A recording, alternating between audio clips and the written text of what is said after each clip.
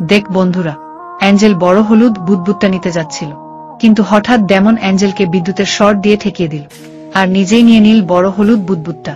এখন কি করা যায়? অ্যাঞ্জেল ছোট হলুদ বুদবুদটা নিল।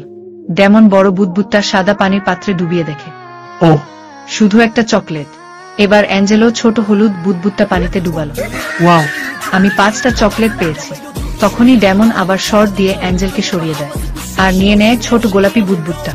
এখন কি করা যায়? অ্যাঞ্জেল এবার বড় গোলাপি বুদবুদটা নেয়। ডেমন তার বুদবুদটা পানিতে ডুবাতেই কিছুই পেল না।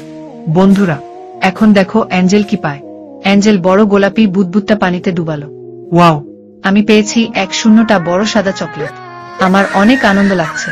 ডেমনের দিকে তাকিয়ে দেখি সে মন খারাপ করে বসে আছে। ডেমন বলল, অ্যাঞ্জেল, আমাকে ক্ষমা করে দাও। সে বলে, আমি এবার থেকে ভালো হব। দুজন হাত মিলাতে গেল। বিদ্যুতের শর্ট লাগলো। অ্যাঞ্জেল হেসে বলল, চলো এবার চামচ দিয়ে হাত মিলাই। বন্ধুরা, তোমরা কাকে সবচেয়ে বেশি ভালোবাসো? আল্লাহকে নাকি বাবা মা? আর যাকে সবচেয়ে বেশি ভালোবাসো তার জন্য একটা সাবস্ক্রাইব করো।